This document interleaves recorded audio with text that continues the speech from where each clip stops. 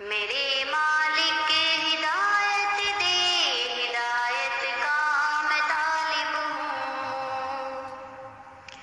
السلام علیکم ورحمۃ اللہ وبرکاتہ۔ الحمدللہ وکفا والصلاة والسلام علی عباده الذین اصطفى، اما بعد۔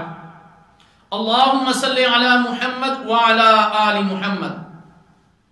محترم سامعین کرام، آج ہم آپ کے سامنے توحید کی اقسام بیان کریں گے۔ توحید کی 3 قسمیں ہیں۔ نمبر 1 توحید ربوبیت، نمبر 2 توحید الوہیت، اور نمبر 3 اسماء و صفات۔ نمبر 1 توحید ربوبیت۔ توحید ربوبیت کا مطلب ہے کہ اس کائنات کا خالق، مالک، رازق اور مدبر صرف اور صرف اللہ تعالی جل شانہ ہی ہے۔ اس توحید کو ملحد اور زندقین لوگوں کے علاوہ سب مانتے، حتیٰ کہ مشرکین بھی اس کے قائل تھے اور ہیں، جیسا کہ اللہ تعالی جل شانہ نے قرآن مجید میں مشرکین مکہ کا اعتراف نقل کیا ہے۔ اللہ تعالی جل شانہ فرماتے ہیں: اعوذ باللہ السمیع العلیم من الشیطان الرجیم وَلَئِن سَأَلْتَهُم مَّنْ خَلَقَ السَّمَاوَاتِ وَالْأَرْضَ لَيَقُولُنَّ اللَّهُ۔ اگر آپ ان سے پوچھیں کہ آسمان و زمین کا خالق کون ہے تو یقیناً یہی کہیں گے کہ اللہ۔ اور ایک اور مقام پر اللہ تعالی جل شانہ نے فرمایا کہ اگر آپ ان سے پوچھیں کہ زمین اور جو کچھ زمین میں ہے یہ سب کس کی ملکیت ہے، بتلاؤ اگر جانتے ہو، تو فوراً جواب دیں گے کہ اللہ کی۔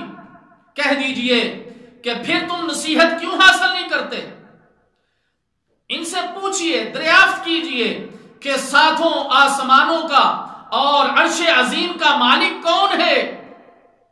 وہ لوگ جواب دیں گے کہ اللہ ہی ہے۔ کہہ دیجئے کہ پھر تم کیوں نہیں ڈرتے؟ پوچھئے کہ تمام چیزوں کا اختیار کس کے ہاتھ میں ہے؟ وہ سب کو پناہ دیتا ہے اور اس کے مقابل کوئی پناہ دینے والا نہیں۔ اگر تم جانتے ہو تو بتلاؤ۔ ان سب کے جواب میں یہ یہی کہیں گے کہ اللہ ہی ہے۔ کہہ دیجئے پھر تم کدھر جادو کر دیے جاتے ہو؟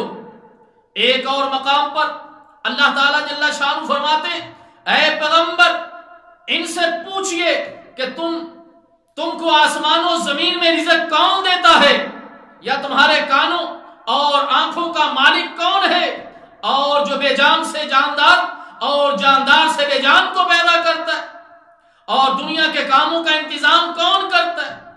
جھٹ کہہ دیں گے کہ اللہ، یعنی یہ سارے کام اللہ کرنے والا ہے۔ تو یہ تھی توحید ربوبیت۔ اس کے بعد نمبر 2 توحید الوہیت۔ الہ کا معنی ہے بندوں کی عبادت کا حقدار، اور عبادت کہتے ہیں عبادت ہر وہ کام جو کسی مخصوص ہستی کی رضا یا اس کی ناراضگی کے خوف سے کیا جائے۔ اور توحید الوہیت کا مطلب ہے کہ عبادت کی تمام اقسام کا مستحق صرف اور صرف اللہ تعالی ہے۔ اس اقرار اللہ وحدہ لا شریک لہ کے لیے عبادت کا اثبات اور غیر اللہ کے لیے عبادت کی نفی ہو جاتی ہے۔ قرآن مجید میں کئی مقامات پر اس کی وضاحت فرمائی گئی ہے۔ ایک مقام پر فرمایا: وَإِلَٰهُكُمْ إِلَٰهٌ وَاحِدٌ لا الہ الا هو الرحمن الرحیم۔ تم سب کا معبود ایک ہی معبود ہے، اس کے سوا کوئی معبود برحق نہیں، وہ بہت رحم کرنے والا اور بہت بڑا مہربان ہے۔ ایک اور جگہ فرمایا: وَقَضَىٰ رَبُّكَ أَلَّا تَعْبُدُوا إِلَّا إِيَّاهُ۔ تیرا پروردگار فیصلہ کر چکا کہ تم اس کے سوا کسی اور کی عبادت نہ کرو۔ عبادت کیا ہے؟ عبادت کی بہت ساری اقسام ہیں، بہت ساری صورتیں۔ ان میں سے 3 بڑی اقسام ہیں جو زبان سے ادا کی جاتی ہیں مثلا ذکر و اذکار، قرآن مجید کی تلاوت کرنا، جسمانی عبادات مثلا نماز، روزہ، حج، اس کے سامنے دست بستہ کھڑے ہونا، طواف کرنا وغیرہ، قلبی عبادات جیسے عظمت، توکل، محبت، طمع اور خوف وغیرہ، مالی عبادات جیسے زکوٰۃ، صدقات، نذر و نیاز دینا وغیرہ۔ توحید الوہیت یہ ہے کہ یہ تمام کام جو گنوائے گئے ہیں صرف اور صرف اللہ تعالیٰ ہی کے لیے کیے جائیں، تاہم ظاہری اسباب کے مطابق زندہ انسانوں سے طمع یا خوف یہ توحید کے منافی نہیں ہے۔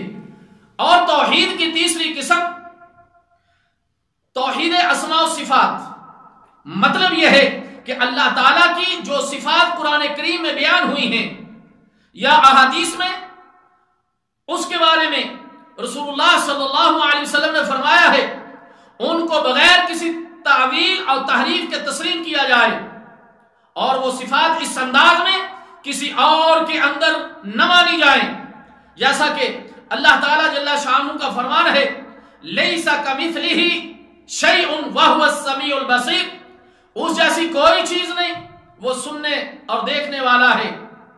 مثلا جس طرح اس کی صفت سننا اور دیکھنا ہے، اسی طرح اس مالک الملک کی صفت علم غیب بھی ہے، یا دور و نزدیک سے ہر ایک کی فریاد سننا بھی ہے، اور وہ اس سننے پر قادر ہے۔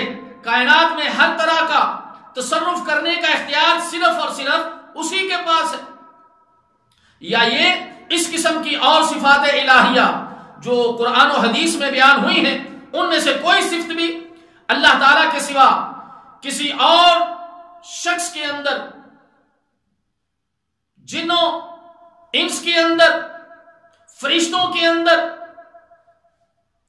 اس انداز سے نہ مانی جائے جس طرح کہ ہم اللہ تعالیٰ کے لیے ان صفات کو مانتے ہیں۔